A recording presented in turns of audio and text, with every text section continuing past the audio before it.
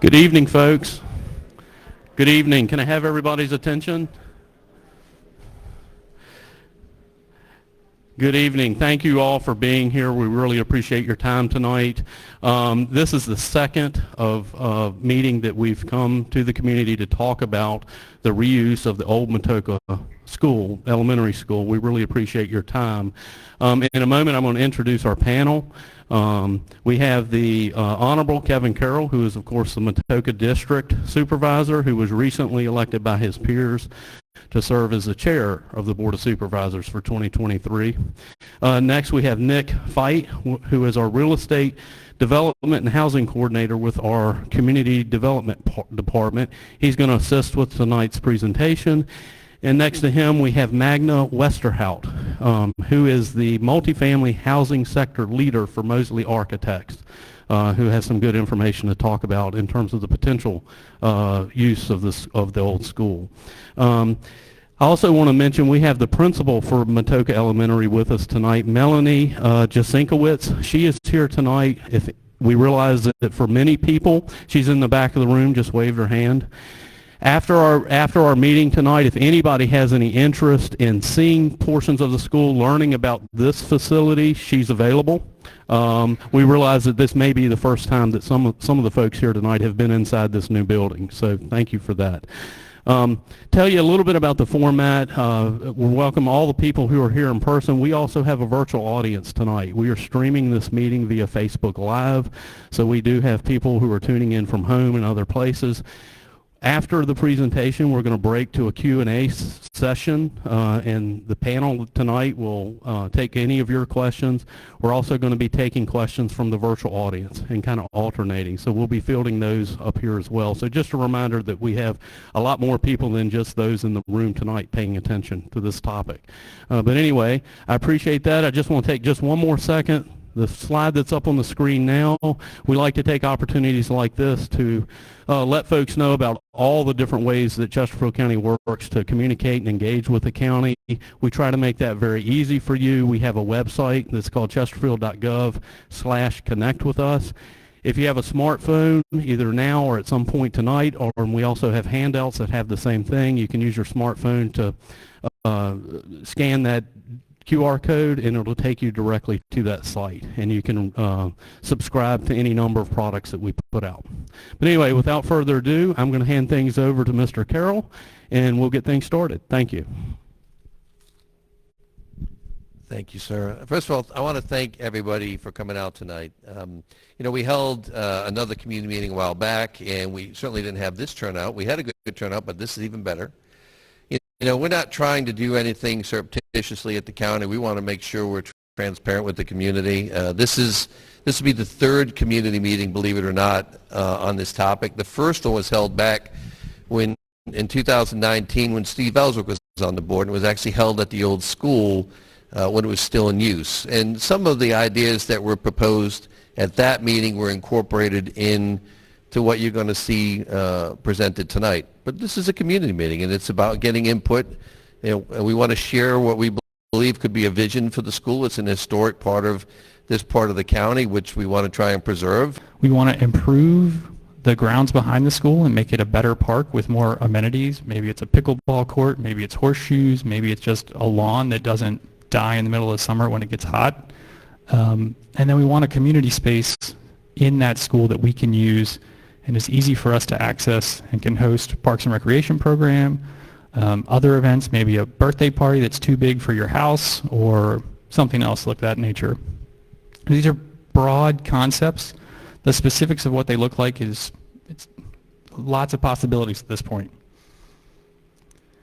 So we, your team, we have experience with kind of this process of reusing a building. What do you do with something once its function is better served by somewhere else?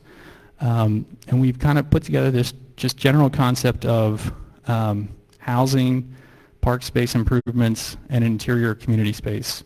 And I'm going to go through why we think that's a good idea, and then I want you to tell me why you don't think it's a good idea or why you do think it's a good idea. And I want to take that information and make it a better idea.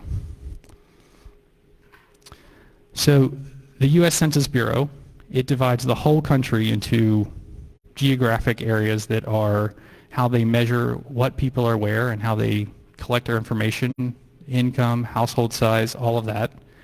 And this map, I just want to show you, those boundaries change based on how many people are in an area. But if you look at the green dot, that is Matoaca, and our orange circle is that's a 3-mile radius from that area. So in these, they're called census tracts that touch that area. We right now have 2,600 people that are over the age of 65, and we have another 2,600 who are 55. We know that the single biggest demographic group that's going to increase in this country is seniors. And in housing generally, people are thinking, how do we build enough housing that is just easier to live in, economically less of a burden for someone as they're aging, also better for someone's changing health needs and things of that nature. If you just search senior housing on Google, or you search 55 and older, or you search assisted living, or any of those other housing types that are in that category, this is what you get. So we don't have anything outside of Petersburg, Colonial Heights, Chester, and up in the county courthouse that is age appropriate. We don't have anything right now, and maybe people are building it, but if you're in this area and you want to stay near your family or your neighbors that are in this area too, but maybe your single family home isn't the easiest thing to stay in, we don't necessarily have an option for you. And that's something we think we will need and want to provide, and think could be a good alternative for this school. So this is the initial concept that was shown in October, and I just want to show you how we've changed it based on the feedback that we've gotten from you, but also discussions with people in our environmental engineering, our transportation engineering, and architects like Magda for why we made some changes and why the site can be improved. So we have changed some things. We're still going to try to reuse the school building for senior housing. We are not going to build any homes along Jackson Street anymore. The street is too narrow to accommodate them.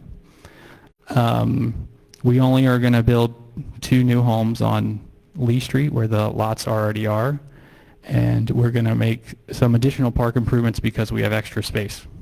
That's if this concept is something you like. If you don't like it, we're not going to do any of that, and we'll do something different. This is your school, your facility, and it's important that you feel you have a sense of ownership and empowerment in it. So this is just a revised plan. Is this the laser pointer? Yes. So we have housing here. We have a community space in the former library of the school. We have the homes here, kind of in line with the other homes that are there. And then we have a large on-programmed lawn that's available for all kinds of activities, but still passive. Space for a basketball court or a tennis court, pickleball, horseshoes, or bocce. And then a splash pad or something that is easier to sit at, and trees planted throughout so that it's very much a village park. So I'm going to pause now, and I'm going to pass the mic to Magda. Magda has a tremendous amount of experience, and so take advantage of her being here and ask lots of questions at the end. Oh, there we go, and you can move the slides. I'm going to just say next. Can you hear me? Yes. So good evening. I'm really happy to be here. One of the questions that we had, and if you want to go to the next slide, is why adaptive reuse in this building? Well, the oldest drawings that the county had were additions that were done to the original school building in 1939, which means that the school building is moving into its second century. And what's the best way to make sure that it stays? We looked at reusing all of the building, including the pods from the 1970s. There's a lot of different options for that, but You really, by doing adaptive reuse, you give new life to a building. And buildings need to breathe and kind of be occupied. And one of the things that's exciting about senior housing is that it's a 24/7 use.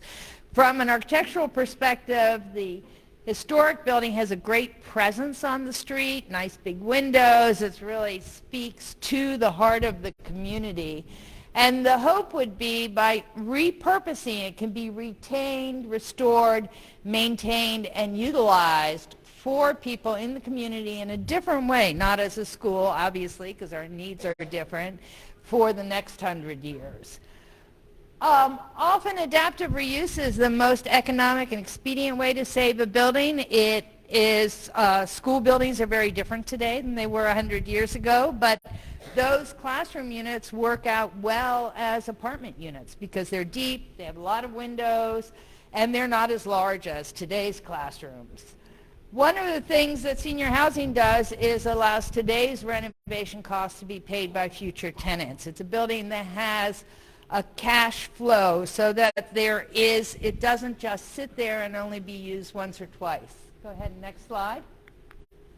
So the existing layout is shown there, and then we did a quick feasibility study, next slide, looking at how does it work out if we turn it into units. One of the things that's important with historic tax credits is that you keep the major historic elements of the building, which is obviously the exterior, the windows, but also the auditorium. So you see the yellow is where the stage, the historic stage, and the auditorium is. Dark blue are 2-bedroom units.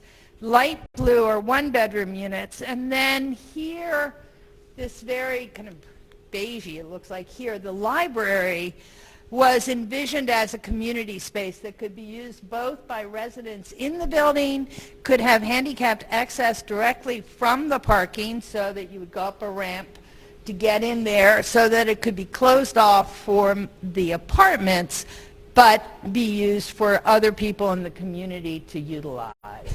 So this is kind of a very preliminary concept to say how many apartments fit in here, what kind of apartments would they be. We're thinking of a mix of 1- and 2-bedroom units. I think there's 1 studio just because of the layout of the floor plan.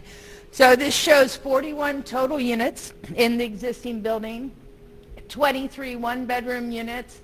Average size is 690 square feet, and these sizes are kind of market rate sizes. If you go and rent an apartment in Richmond and in some environs, this is how large they would be. The 2-bedroom units are about 950 square feet, and then, as I said, there's the 1 studio apartment. And here is kind of an artist sketch with showing that new entry directly to the library from the front. So again, this would be lit up at night if people were utilizing it. You could access it directly. We looked at repurposing the auditorium, but that's up a lot of steps and kind of deep in the heart of the building. This is nice because it's right by the parking area and again has a new, more open face to the street. Next. Nick? Don't worry, we're going to come back and get more out of Magda in a second. So I'm just going to wrap us up really quickly and show you a few examples of what adaptive reuse of a school building looks like. These are real tangible projects. They are in Virginia. So these are just pictures of, as you recall, what the school looked like.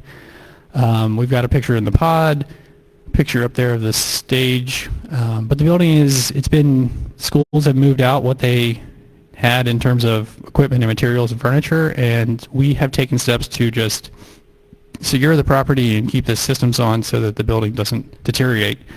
But at some point, we want to get on with it, and you want to see something, we want to see something. And these are a few pictures of what old school buildings that have been converted into apartments can look like. And I'll show you a few more actual buildings and pull some things together. But what Magda was talking about, there is a program called Historic Tax Credits, and they make you do a lot of things that are tough to work with in terms of building systems, but they retain all the historic elements of a building. So you can see in the bedroom here, there's a chalkboard on the wall. This living room up here at the top, those are the original windows that were in the school. You can see the brickwork and things like that. So all those kinds of things are saved in the building.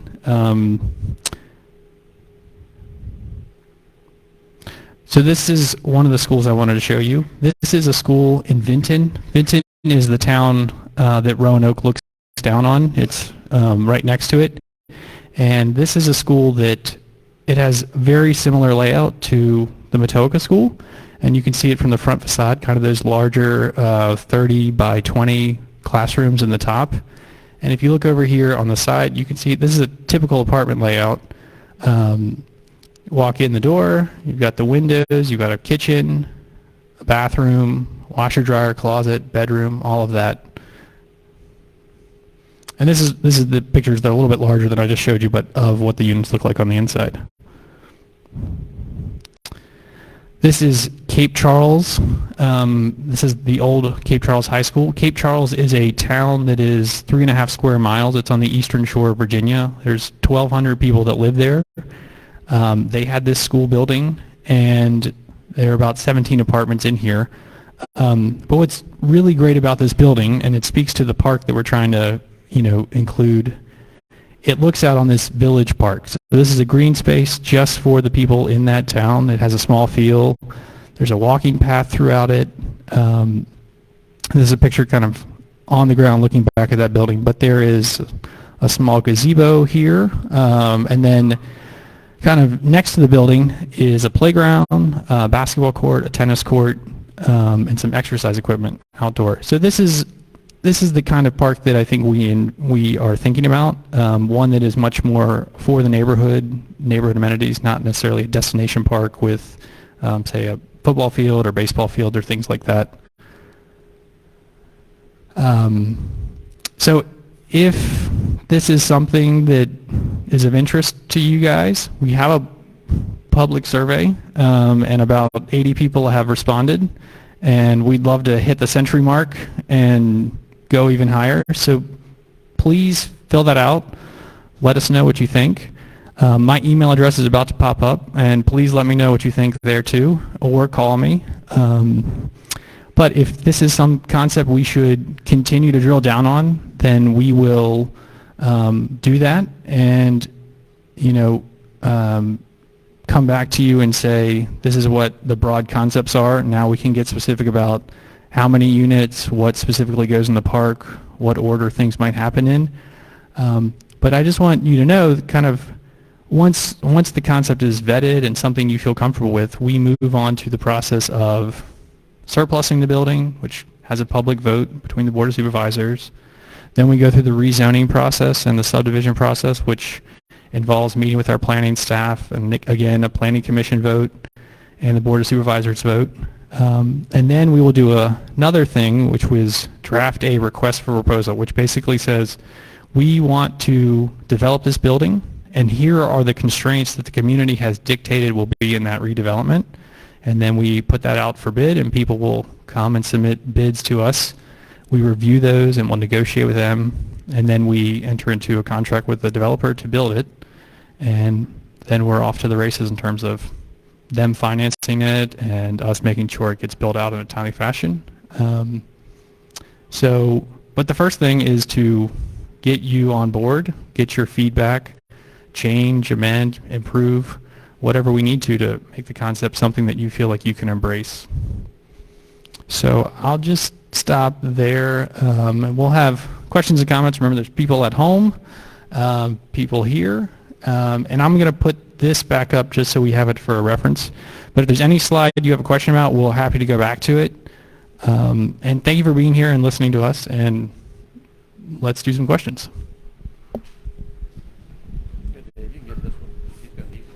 Folks, He's going to need one. Folks, I'm going to walk the mic around to anybody who has questions. Has it been thought about having a police satellite station in that area? Because this end of the county is forgotten. We get nothing, really. We never have. And frankly, people are getting tired of it. And it's not just this county. Dinwiddie's the same way. Dustin, do you feel forgotten? Do you know Dustin Wilson? Yes. He's our community policing officer, one of them that are down here. So the county actually just did a redeployment plan, the chief of police did, on how our stations and how our manpower and womanpower are deployed throughout the county. And so we have officers that are assigned down here, and it's part of the Appomattox Division, and then further west, part of Swift Creek. And so we haven't looked at it as a police precinct, but we are in the process of, as part of the bond referendum, redoing 3 of our police stations. Now, I know that's not what you wanted to hear, that we looked at it as a police station, but I can tell you from a statistical standpoint, it doesn't justify being used as a police station. It just doesn't. The need is not there from the crime rate that we have down here. And that's, that's chief of police decision, but it's ours too. So if I thought for some reason that there was a big bad crime problem down here and that we had to have a substation down there, we'd be building one, or we'd be using the school. But we don't have the need for it right now, for that. Next question.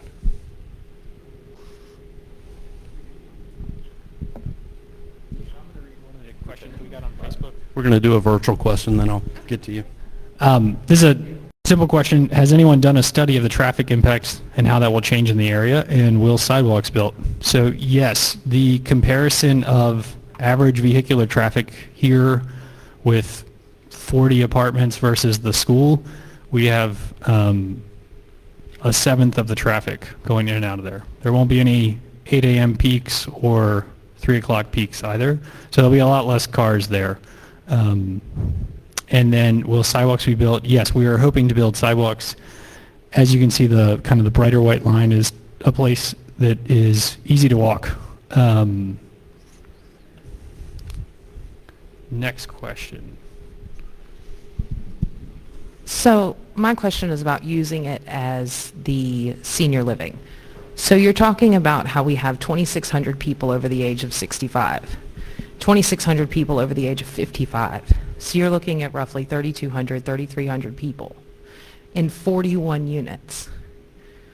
Really doesn't benefit the entire community, because even if you count of a family of 5, so those 41 units affect 5 people, that's only 205 people of that 3,300 people that are just over the age of 55. I don't see how that is majorly beneficial to our community. I think you underlined the point that if only 2% of the people that are 65 or older use this, we'll have a wait list for units. But I think you also want to count the number of people who live in this area who will be able to visit the person who has moved out of their home but now lives in this apartment.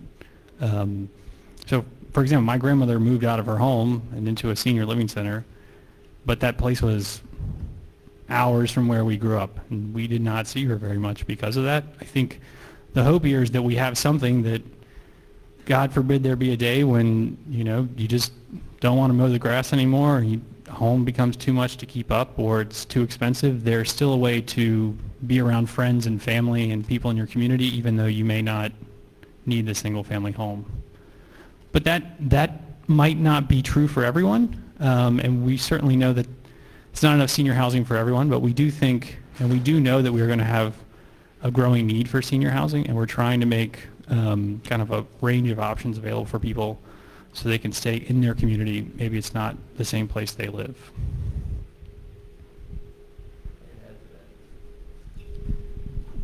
You're right that this does not provide a large amount of units. It's a small amount, comparatively speaking, to the population. But it's a start.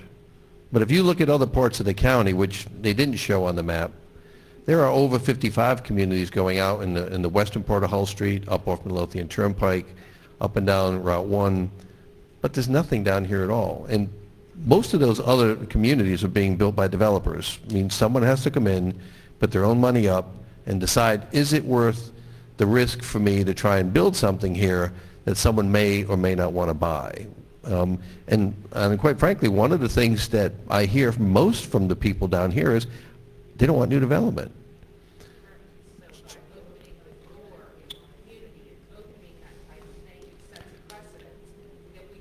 It sets a precedence that it's a possibility, but Not the community that we, any most of us zoning, like the fact that we are not a big community with big undertakings and things like that. We like that we're mom and pop. Sure. We like that we're small. Sure. And if you move something like that, it just opens the crack for any kind of conglomeration to want to come in. Next thing you know, they're going to want a Wawa on the corner to replace Matoaca Supermarket. well, You know, it just starts with one thing, and then it explodes. there have been people who have come forward to try and do developments down in this area. They haven't gone anywhere. As a matter of fact, George Emerson had off of what's called Hickory Ridge. It was an 800-acre development that was approved years ago that he turned around and turned into a conservation easement, which means it'll never be developed. So what you've actually seen going on is the opposite down here. There's another piece of land that most people don't even know this happened, but if you go out a little further west on River Road, next to the Boy Scout camp, which Mr. Emerson bought that too, which he does not want to develop, by the way. He wants to preserve it for a farm. I don't get commissioned for this, but there's a lot of rumors going around that he wants to put a huge subdivision on the lake, and that's not the case. But the piece of property next to it was zoned years ago for residential commercial mixed use. It's almost 700 acres. It's a zoning case just sitting there that they could actually literally come in and apply to do. It's already been approved. It's already sitting there. I agree with you that it could open the door, but the bottom line is meetings like this in the community still have to be held on any type of zoning case, including this one. So it would still have to have another community meeting or multiple. Then it would have to have a public hearing through the Planning Commission. Who knows? Planning Commission might say, nope. Or the Board of Supervisors might say, you know what, we got to go back to the drawing board. It doesn't work. But what's unfair is, and I've heard it from some of the people, you just said it, we're abandoned down here. No one pays attention to us. We get nothing. And we're, when looking at this, trying to go, what can we absolutely do here that could be beneficial to the community, could bring something really neat to a part of the county that otherwise gets ignored. And that's really the reason why we've even brought this concept up. But if it's not what the community wants, back to the scratch, back to the drawing board and look at something else. But is it fair that if you're over 55 or 60 and you live out off of Hull Street and you want to sell your house and you want to move into a small place because you want to be next to your grandkids, you can do it up there, but you can't do it down here because there's nothing available. And yeah, you're right, it doesn't serve everybody, but again, if someone else came in and they said, we want to do a big development, here you go. Y'all come to the meeting and say, we don't want a big development. There was another one that was proposed up off of Hickory Road just a little while ago. Talked about some of that the other day. That was a 700-something unit. Originally, that is already zoned for 360 units. The problem is the sewer connection for that property would have to go through somebody else's property, and it's about a 3,000-foot run, and those people don't want to put a sewer line through their property. And I am not going to make anybody put a sewer line through their property if they don't want to, for some developer to put a development in. Sorry. So that development failed because I'm not going to use eminent domain to take someone else's land for that reason. So yes, but you know, the possibility for anybody to come down here already exists to try and do development. They just have to just believe that, you know, they could get a zoning case through, that someone would approve it, and they could get use on the land. That already exists. For us, it's about listen to a way that we can preserve a historic school, make it financially work, and provide something to the community here. You know, it's kind of the same thing with Ettrick Library. For years, we did an upgrade on it years ago, but we didn't really bring it to the capacity that it needs to be. Now it's going to be at the capacity it needs to be to serve the community. It's going to be spectacular when we're done. We've got to do it. Just like when we needed this new school or when we needed the other Ettrick Elementary School. And it took time to get those things in. But in the end of the day, if this is something that the community is against, then we won't do it. Next question. Hey, Dave, we have a question right here. So the question was, how do apartments make sense in an old school building? And the answer to that is it's really one of the best uses for an old school building. The footprint of the classrooms fit in with apartment size. It doesn't really make sense for a lot of other uses, as I mentioned before.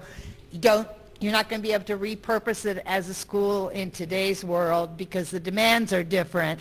And so the sense was that you could have kind of a small number of apartments that allowed you to renovate and revitalize and continue to use that historic building with a park adjacent to it, rather than trying to tear it down, putting single-family houses there.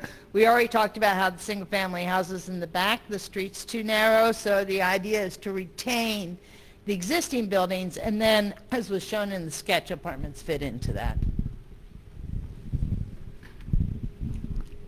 Yes, you talking about utilizing the school for something, like, you know, instead of it sitting. Well, what was the reason to purchase more property?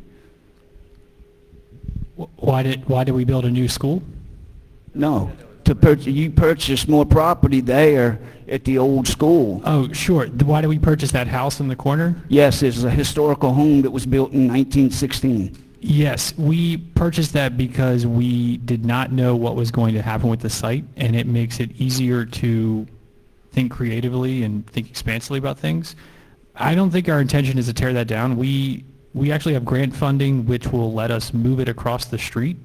I just found that out. That's one of the uses the federal government will let you do. So if we can get our nonprofit partners to agree to it, it would be our desire to move it to one of those single-family home sites and put it up there. I live next to that property. Which one? Where you want to put the houses you're talking about, where you wanted to put a park. I've maintained that piece of property for over 30 years. I've kept it clean. I've had to go over there, pick up garbage, condoms, underwear, alcohol, where people have sat there and partied. I've had to call the police and have them come and take people away from there that were sleeping there and all. I've had them party there, and then you want to put a park in there, you make it worse than it is. What I'm dealing with now. That's my property right beside them two lots you got showing right there. No, we're not putting a park. Here, let me show you. So there would Yes, be. you were talking about putting a park there. We would love to have built a house there so you'd have a neighbor and wouldn't have to maintain that anymore. That would be better for me, but, you know, I don't understand why, you know, like I said, you want to take a historical home and you're talking about the history of this town. I grew up here, I've been here 50 years, and I grew up with a lot of these people here. And to see what y'all have planned, you know, with that is not good. I'm like these other people. Why can't we have a police station in that school? We have a park right there behind it where you can take your children if you have the police there that you feel safe. Like I said, I've dealt with stuff in that parking lot. I had commercial vehicles parked there, and they're leaving day and night, whatever, and parking there. Like I said, people parking, having whatever going on there. And y'all say, you know, that, hey, we're in a safe area. Yeah, it is kind of, you know, it's a good area. I like to keep it the way it is. It's nice. It's quiet, and it's been a good place. But I don't understand why y'all, you know, like I said, you had to purchase that piece of property either. Thank you. Hang on, we have one in the back here real quick.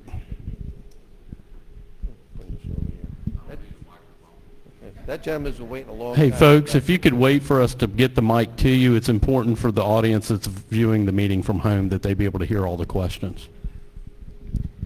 I have a question about, you've got apartments and then green space that I'm assuming is going to be Parks and Rec. How are you going to be able to build, and I'm assuming sell, so that the county doesn't own a apartment building, and then have your park around it? Are you going to be able to separate the two so that, like I said, I'm assuming that you would have to sell the apartment building instead of county owning it? Yes, ma'am. The county will continue to own and maintain that park, and the school that is wherever there would be housing would be subdivided and would be owned by tax-paying private entity. So the park will always be designated county property? Yes, ma'am. David, all in the... He had to get up to walk. Well, first of all, I'm skeptical that the county has the competency to build apartments and maintain them without it becoming an insta-slum. But some particular questions. How do you define senior citizens? We would look to make it 65 and older. 55 and older. Now when the 65. 65, are the county going to run it, or is this going to be run by a developer? No, we would most likely sell the property to a developer. Then I mean, not most what likely, we control do would. you have on who gets in there then? I'm sorry, can you repeat that? If you sell it to a developer, what control does the county have on who gets to live there? Well, we would not control who You per would se, not. but we would control in that we have terms in our agreement that says it's a So 65 when and the older developer community. has an empty unit and he doesn't have somebody 65 and older, would he be restricted from renting or selling that apartment to someone that was younger? The answer is yes. He would be restricted. Yes. And this will be enforced how? Well, I mean, how many ways do you want me to tell you? Well, but I'm skeptical of your planning. You have here something that's good for mythical people, maybe sometime in the future, but which does little or nothing for those that live there now. Why are those that live there now totally disregarded? So I'm going to answer your first question, and then I have a question for you. Okay? So depending on what your sources of financing are, if you are using financing sources that say people have to be 65 and older, every year your lease agreements get audited, and the people that are in there have to meet that criteria. Okay? So that's one way. It's the easiest, typical way that things are used. You keep saying, what do we want? But what I'm here for is to know what you want. So what do you want? What does the community need? I don't want mismanaged multifamily housing in the middle of a residential area, a stable residential area. I lack confidence that the government can manage it. Public housing of any kind seems to be... It's not public housing. It will be run by another entity. The county will sell it. If we get to that point, we do not have staff to run it. We have no interest in running it. We have a lot of interest in seeing it be an asset. I want to try to give you hope. I don't want you to leave here I don't want anyone to leave here without hope that what this building is can be something that has something in it for you, and that it keeps all of the embodied joy and memories that you have in it, that we are being a good steward of that. That is our intention. No one in here gets paid to make it housing. We see this tremendous need for housing for people who are getting older, who are our residents, who are our county citizens, who are our taxpayers. But if this is something that makes you feel very uncomfortable, then we'll have to go back and find something else. And that's just a different path. It's Once one again, that we don't know what's ahead, but you don't have to it's not take this and leave it. It's tell me what you like, tell me what you don't like. And if you tell us what you like, that helps us make something that you like. It's harder to hear what you don't like and figure out what you do like. But so to that end, keep telling us what you want to see specifically, and we'll try to work that into whatever we can do.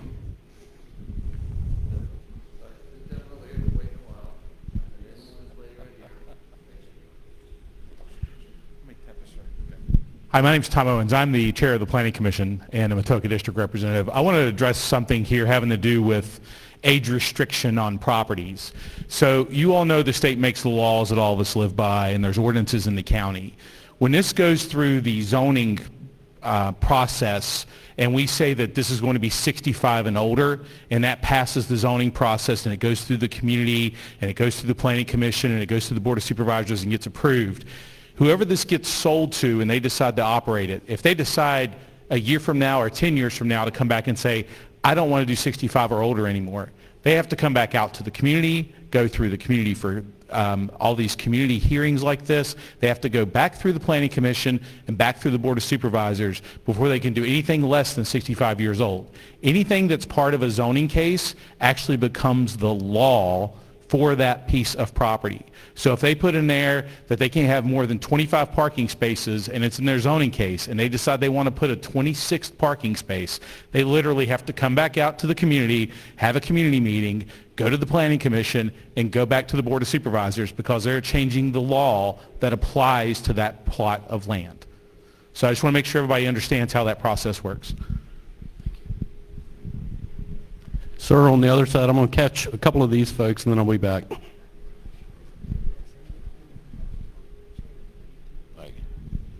Yeah, I'd just like to recap a couple of things, make sure I'm on the same mindset.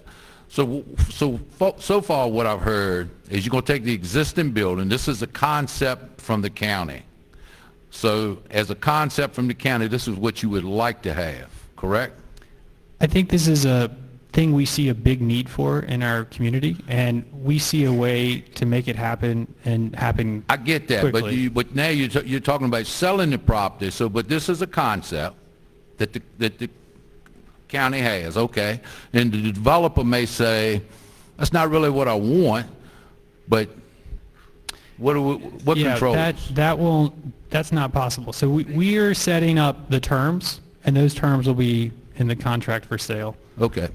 With that said, so we got 41 apartments, give or take, with the pods and inside. And as far as you know, is what I've heard, we're not doing any build out on the existing school, correct?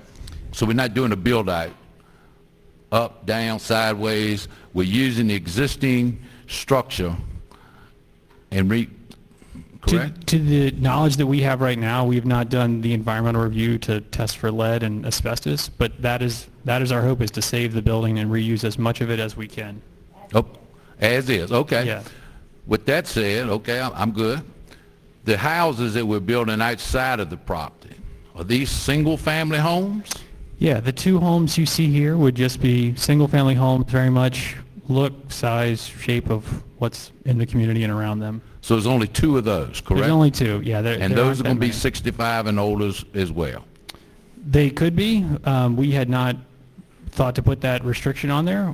They could be for someone else. The thought was those lots have been vacant for a long time. This man has done all the property maintenance and cleanup, and let's put them into productive use for someone.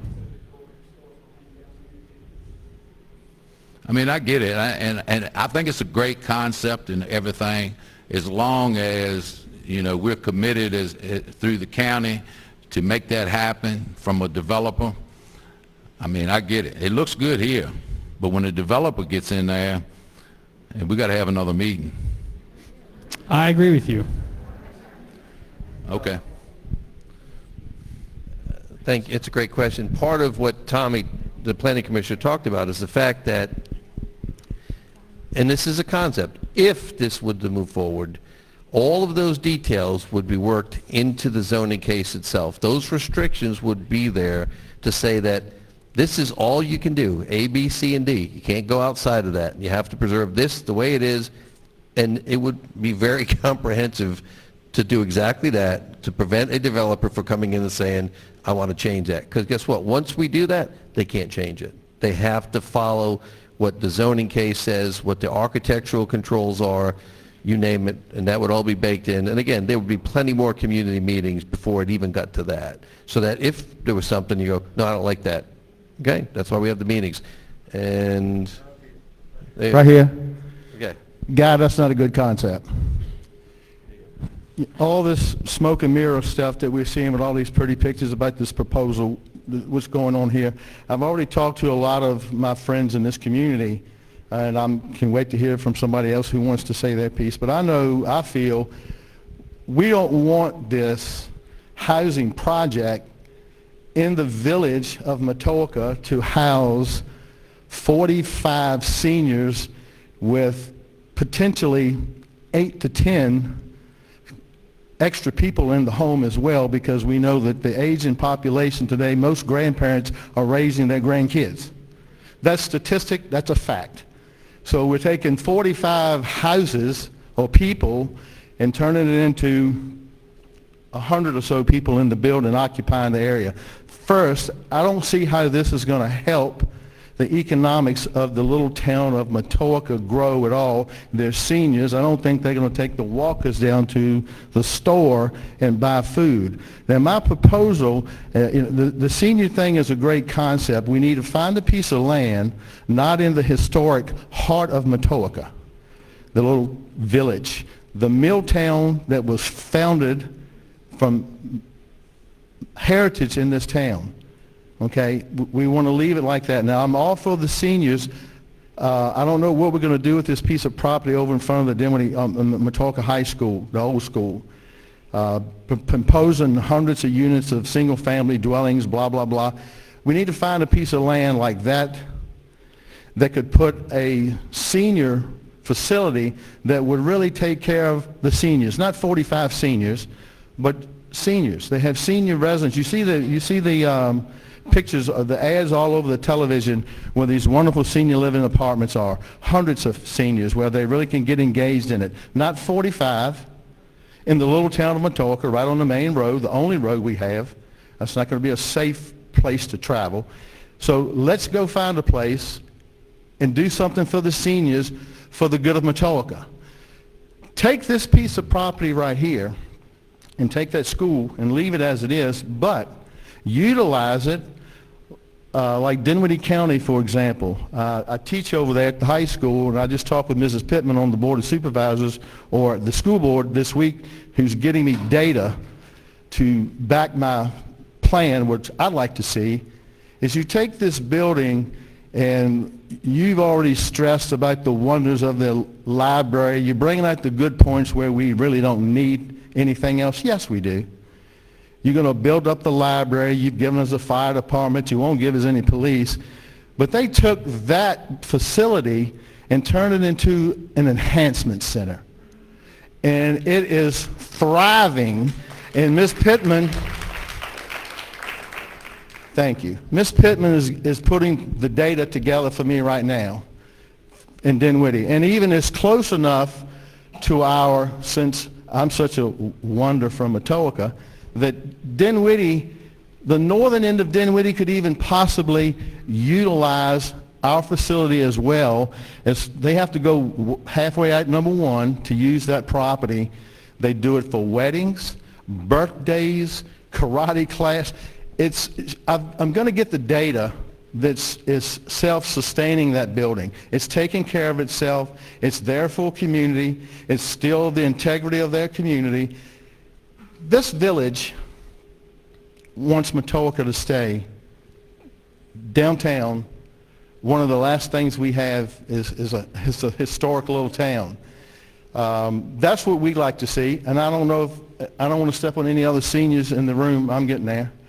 But go to a place that would really be something special for them, not stuff them in the middle of a little town. And I don't think that they would like to know that once they got there that we had a lot of opposition, that you weren't really welcome. That's not what we stand for in the village. We'll help you somewhere just outside of town. There's a ton of acreage right across the street over here.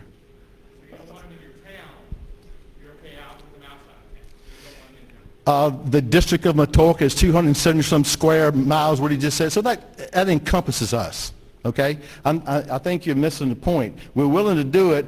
You're missing the point of the people that are sitting here. We don't want it on our little main town, okay? Because the 45 that you're helping is not 45 people. It's going to be 45 plus how many grandkids running around the community we've got. And, you know, what bothers me is the fact that you've already purchased the land adjacent to it. This has been in the works before 2019. I mean, we understand business and development. This has been, what can we do with that? Well, you went out and you bought the land, and you're going to turn it over to a private developer. When I walked in here, when I saw that, you know who came to mind?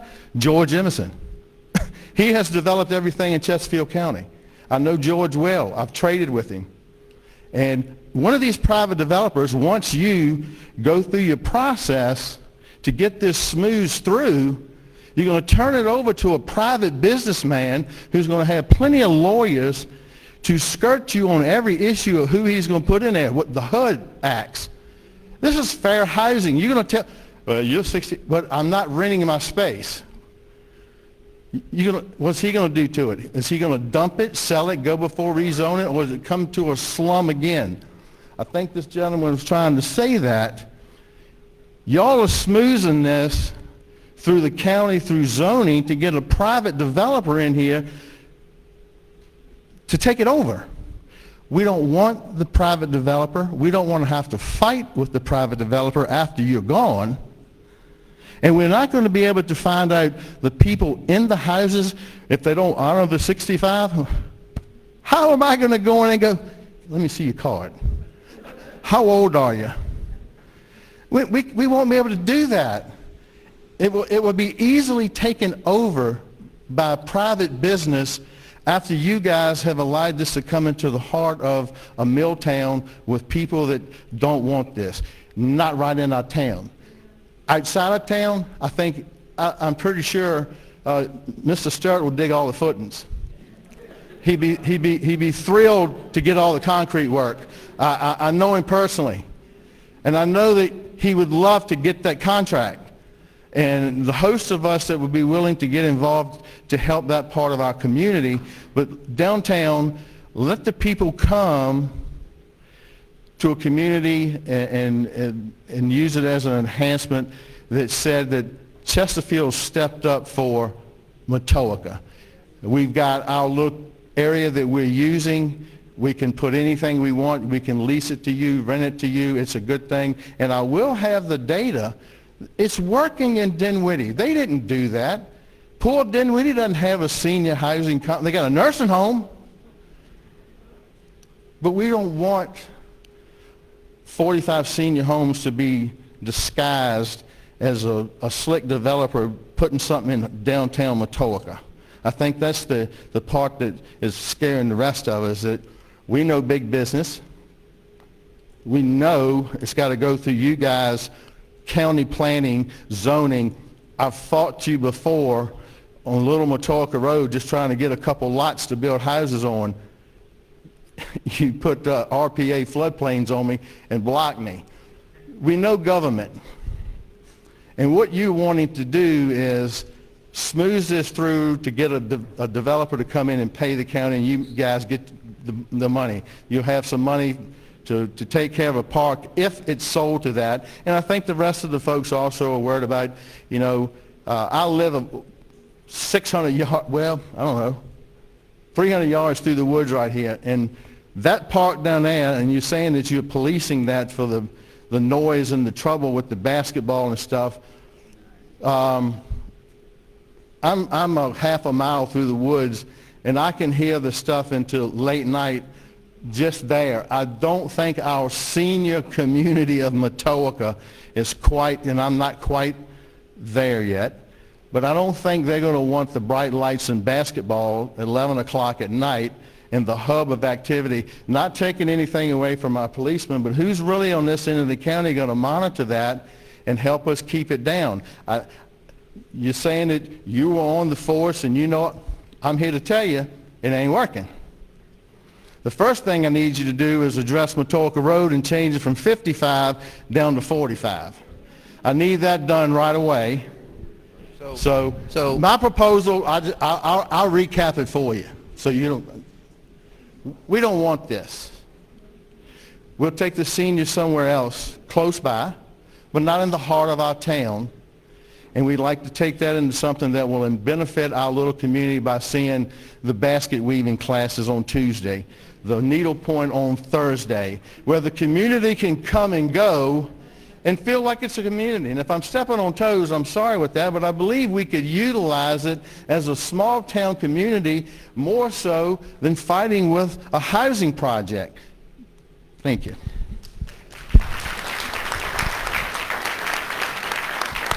So, just to answer one question, in relation to Matoaca Road, I have no problem asking for VDOT to do the study.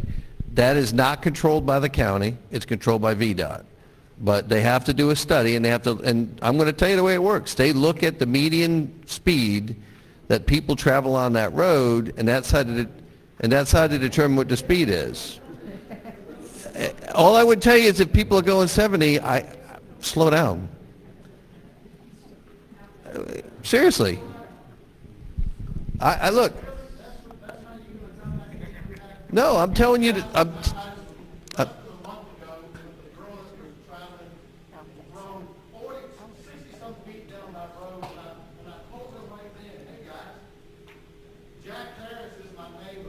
Mm-hmm. And he's a wonderful man. He's 85. He can't get across the street to get the mail. We have to watch each other. It's 70 miles. I grew up in Matoaca. He used to use Matoaca Road speed. I will get VDOT to do a traffic study. I will get VDOT to do a traffic study. I guarantee it.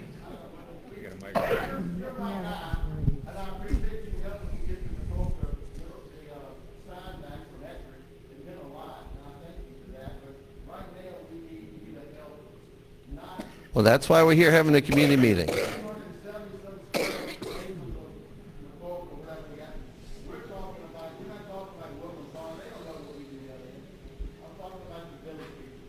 Okay. We're going to have a longer conversation, you and I. My name is Eugene Sturt. I live right behind the school on Lee Street. And over the years, we had problems even when it was a school, when the Chesterfield County or the principal decided that the kids couldn't use the crosswalk anymore, so we couldn't even get out the neighborhood to go to work because they blocked the whole road. Now, I saw on your plan there, and I know this is all a proposal, and I think that's where you lose a lot of people because there's so much subject to change that this picture of paradise y'all are showing us here is like the White House on the corner. We'll come find out you bought that for no reason. So, yeah, keep going, please. Well, I saw on there it's 21 single bedrooms? Yeah, let's go back. No, it showed 21 single bedrooms and it showed 17 two bedrooms. Now, so the 23 one bedrooms, is that like a husband and wife over 65? Or is that one person allowed per It could be a room? husband and wife over 65. All right, then you got, all right, so that's 46 vehicles. Then you have 17 two bedrooms, which 4 65-year-olds living together, that's a little odd. You don't see that often. But hey, I love the Golden Girls. We can dream. But that, now you're pushing 100 cars. You don't have the parking that is there now in parking spots. Well, then, so you're talking about you're going to sell the building to a developer, and you're going to keep the land in the back for the county. That's right. Well, the land that they would purchase with that building, that many cars isn't going to fit in the parking lot that's there. Now, Lee Street, beside it, there's no parking signs all down it. But the school didn't have to abide to that. When parents, I don't know if they have a job or not, but they get there 3 hours early to pick their kid up and block the road so you couldn't come home from work. So I realize that's not y'all's problem. But Mr. Carroll, you're saying this is all to save the historic school, and that y'all will make the terms of the sale. What's the rent going to be? Hold on. So Well, no, are y'all remodeling it? Okay. But you're going to tell the people they can't change the face of it. Yeah. Let me go back to the apartments that I showed you. Well, I'm just here. saying, if we're trying to look out for 65 and older of Matoaca, have you looked what the income ratio is? It's not Midlothian, it's not Whole Street, and we don't want it to be. Yeah. Because if we wanted to live somewhere like that, that's where we go. We wouldn't live down here in a historic district. So for some things, we're happy Chesterfield forgot about us. When you say the income, you mean it's too high, it's too low? How do you feel about that? I'm saying if y'all sell it to a developer, and I can speak from a little bit of experience. My grandmother was at Petersburg Home for Ladies. Rent just kept going up and up and up till it's unaffordable. So, but you're saying you're doing this for the community, the seniors of Matoaca, where most of them cannot afford $3,000 a month. I think that's... So you're leaving way too much to chance. So I want to answer as many things as I can. And the schools that I showed you, the average apartment construction cost was $150,000 each. So it's going to be a lot more than $2 million spent on renovating, restoring, new building systems, all of that to make a unit. Those were done before the pandemic, so before inflation, before labor shortages, before cost increases, things like that. The county's parking requirement for a senior housing complex is 1.2 units. If people have more than one car, that is a concern, and we want to take that into account. So maybe that's a reason to reduce the number of units or something like that. So you rightly have some concerns about, you're showing me a picture, but there's a lot of process between where we are right now, and then.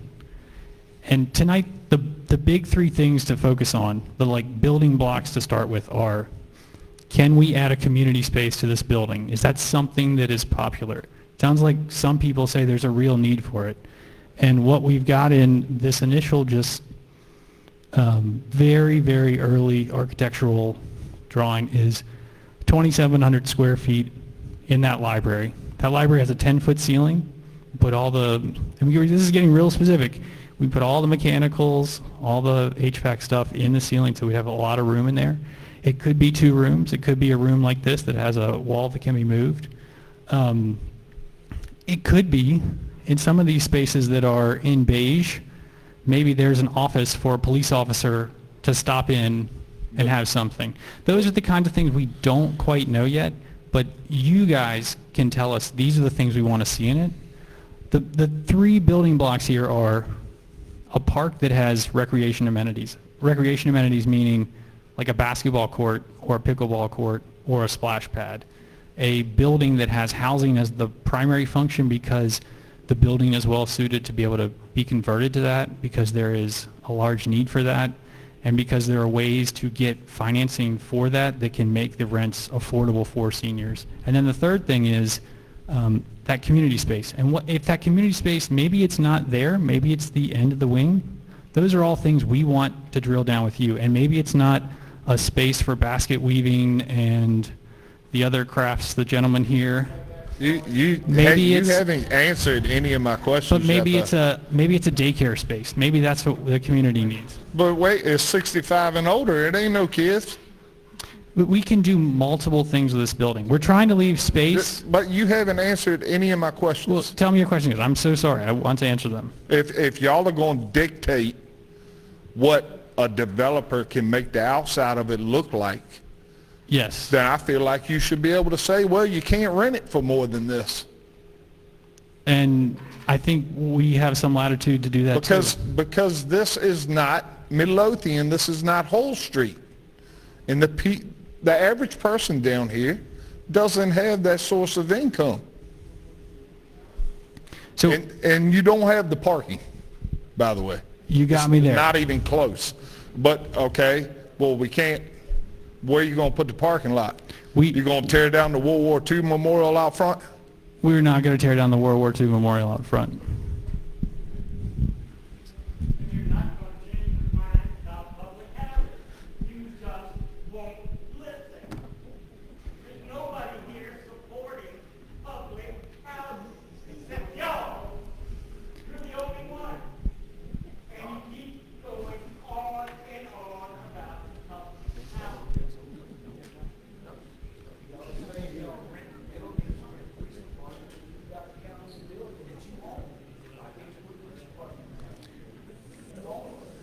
As far as a police department, a precinct, he actually brought up a good point, and she brought up a good point, that we used to have a community policing office down here. I thought it was at Ettrick Park, is that right? And you still utilize that now? Somewhat. Okay. So it wouldn't hurt to have another one if we needed it. Wouldn't hurt at all to have it available. I know, they just did the canine training. She had a question here? Go ahead, Nancy. Hi, Mary Sturt. So actually, I think my biggest question for you kind of falls into the park. So like even if you had senior housing, why would I want the public to have access to where my grandma and grandpa live? Or why would they want to live there surrounded by a park, constant traffic, access into the building where they live, for the library community space you were talking about? Like, that doesn't seem reasonable. I wouldn't want them to live there. So then when the rent's too high, or when seniors don't want to live there because of what you put around it, that developer comes in and asks you to rezone it because he's losing his rear because of how much money he spent and he can't rent it out. And then you kind of have no choice but to give him that rezoning so that he can make it the housing that's going to help him get his money back. So that's always a possibility in the future, and it's kind of something you can't avoid nor predict. But my other question for you would mainly be, if you said that the neighborhood, like Jackson Street, can't handle the traffic for 10 houses, so how much traffic do you think a public park gets that has no parking? Because all of your parking there would be for your housing, which once a developer owns it, he's not going to let our public access park in his parking lot that his seniors are paying to have their parking spot in. So where are they going to drive to get to this park? Where's the entrance? Where's the parking for that? We've got this big, beautiful park. Are they going to have to use my driveway to access it? They're going to park on the street, and then we can't get to work again.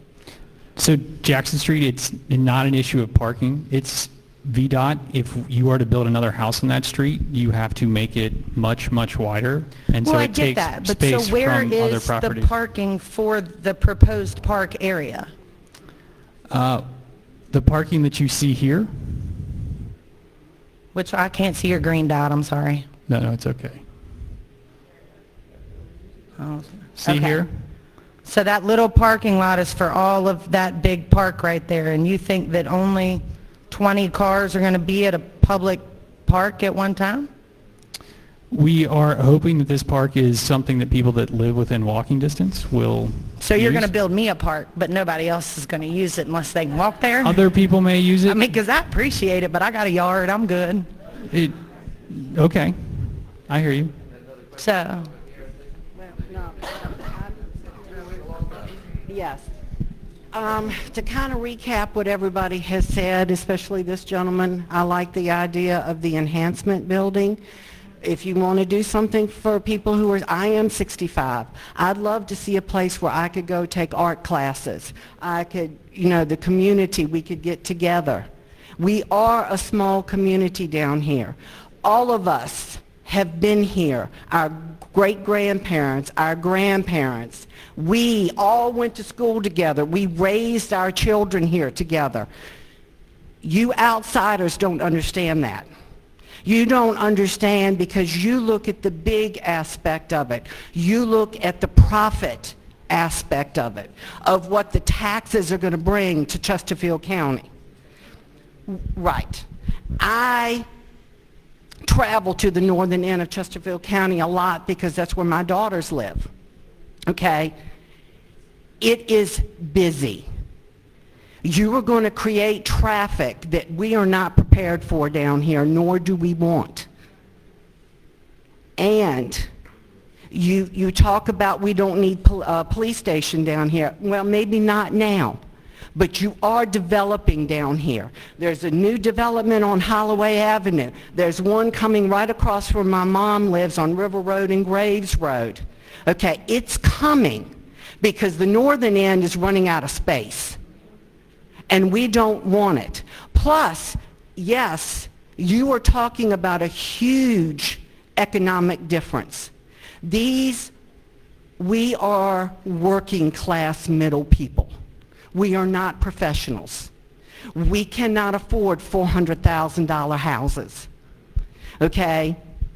I know George Emerson because I worked for the county too. And the Planning Commission, they have good ideas. A lot of these things have been put in place for years that we don't know about. I just found out today that at the end of my street, they're building 3 new houses, and the lot can't hold it. So, I think it's great he's talking about building outside of the village community or place for elderly people. But if you're going to build it like they do up in Midlothian and Hull Street, where there's going to be a swimming pool, a pickleball place, and it's really nice. And I think he's right. You're not hearing us, what we're trying to say to you about what we want in here. I'm hearing you. I'm hearing you.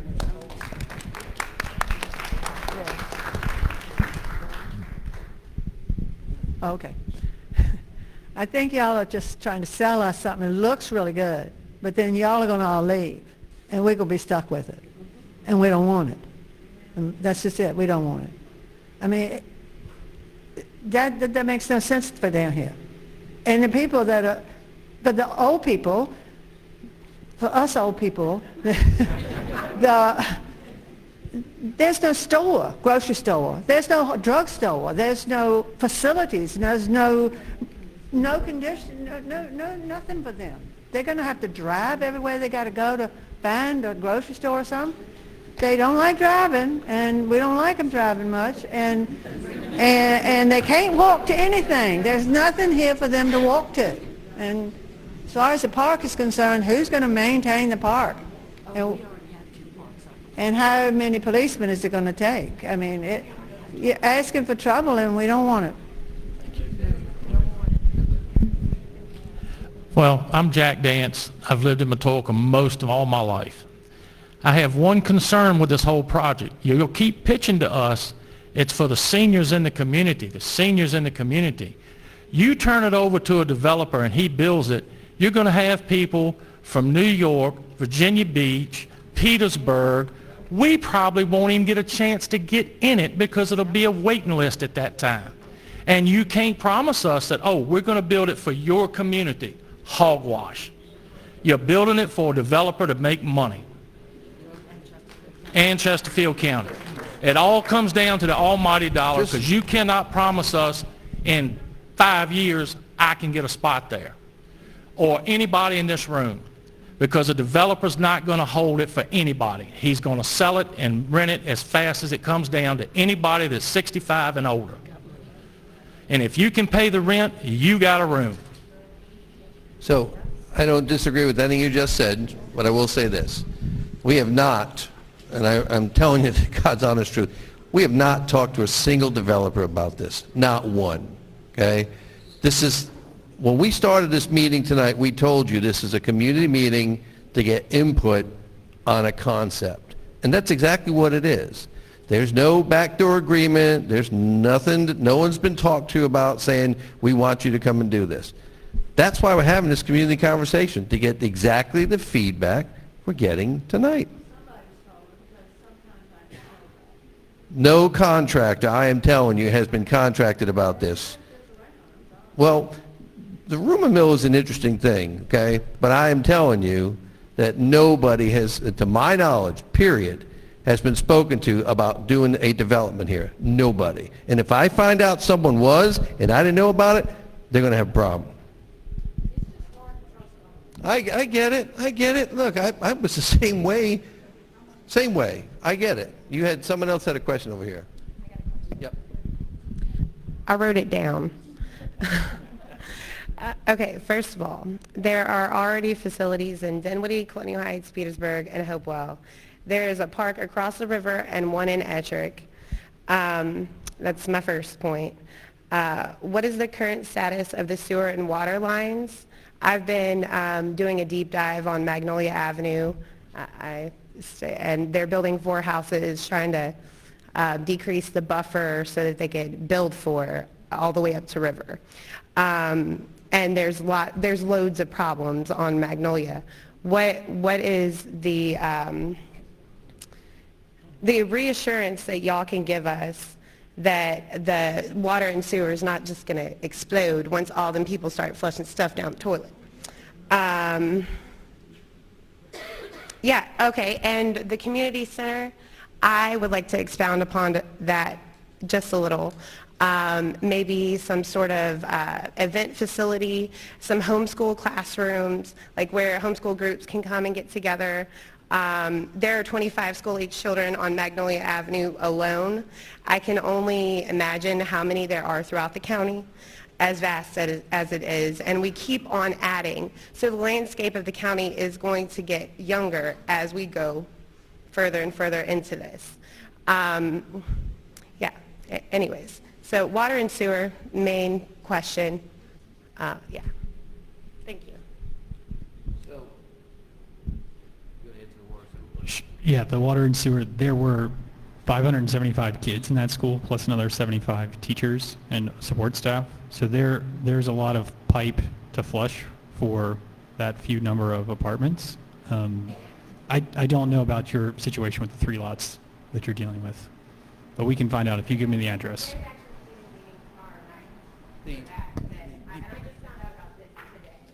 So you brought up a good point about the sewer capacity here. So the piece across the street that... Oh, I know. No. You're exactly right. It's all good. It is old. And so to go back to the piece across the street, the 200 acres that was a proposal earlier last year for a development, again, didn't go through because they would have had to run a 3,000-foot sewer line. But there is sewer across the street that serves the middle school.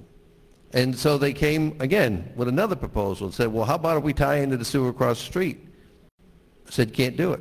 Doesn't have the capacity to be able to handle the additional houses that they wanted to put, and they would have had to put a pumping station in there. I told them no. So just so you know, we're not trying to develop every square foot down here, and I am absolutely concerned about the same thing you are. Is the lines are old, do they have the capacity to handle it? They need to be upgraded, and over time, hopefully that will happen. But in the meantime, you can't overburden it. In relation to this, his point was made that compared to what was used before and what it'll be used for now, whether we use it for this, or if we use it for what that gentleman's talking about, regardless of what use you use it for, there's capacity to handle both of those uses. Just depends what we decide to do with it.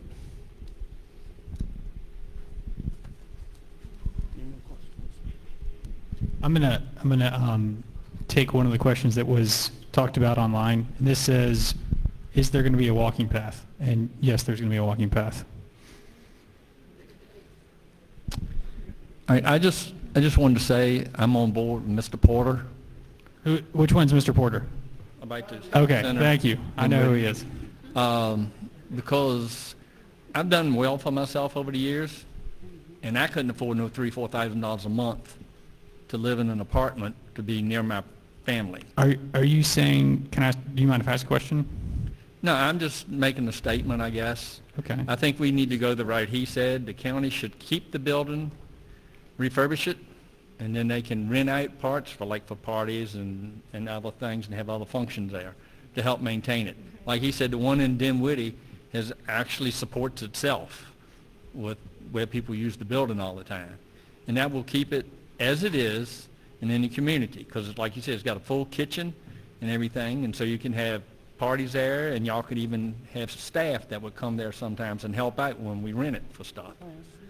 And then classes and stuff that the county could hold, maybe some LD, classes and stuff like that. It can be put to better uses than like a developer comes in there and he wants that kind of rent, and if he is not successful, he's going to belly up, and then who knows who's going to get their hands on it from there. If the housing was more affordable, would that make it more appealing to you? Not really. I don't see how anybody could afford to put. Y'all going to give it to the developer? Are y'all going to sell it to the developer? This is all part of the getting more specific. It's all a money game. Yeah, I think. And y'all going to sell it to him for $1 million plus. He's going to spend $3 or $4 million on it, and you only got 40-some units. Do the math. So the way that a senior housing project could get developed like this, you could generate a lot of equity through saving the building. That could get you up to 45% of what your construction costs are. And then if you were to use, say, funding that means someone making, say, $55,000 or less, that could also generate some equity. So you don't necessarily have to borrow all that money, but that would be making it more affordable. So just to give you an example of what affordable financing, the incomes are for that, for a one-bedroom rent, the income limit is $55,000 a year. And just to give you some perspective for what homes are selling for right now, the median home price, so half the homes in the county that were sold in November, half of them were more expensive than $380,000, and half were less than $380,000. But at that price point, someone needs $2,500 a month to put for their mortgage. So the idea here is to try to bring some financing sources through the financing you get from preserving a building and financing for affordable senior housing, and make something so that someone could have a smooth, constant rent, say $1,000, $1,200 a month. It is a lot more affordable. To your point, a senior living center. A whole lot of people at 65 are hoping they won't have a mortgage. Yes, I totally agree. I think this is not, the concept is not going to serve everyone, as someone pointed out here. It's not necessarily for everyone. But what we think it might appeal to is someone who says, I don't want to stay with my house and all the work that it takes, but I do want to stay in this area. But I know I'm going to stop talking because I want to get your input. So I'll just stop. And I thank you for your comment. Thank you.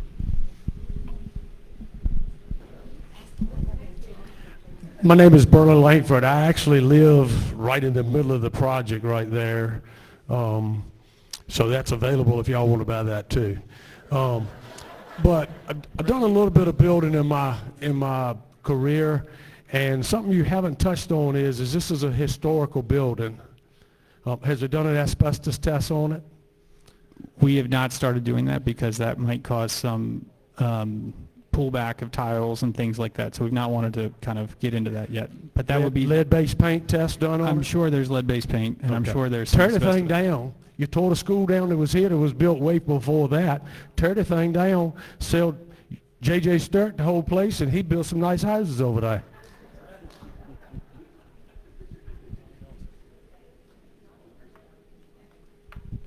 Okay. Hello. I just want to give everybody a little bit of food for thought. Y'all have talked about how much traffic and what goes in and out of this facility. I don't know if any of y'all have ever visited senior facilities. They're like ghost towns. There's nobody going in and out of them.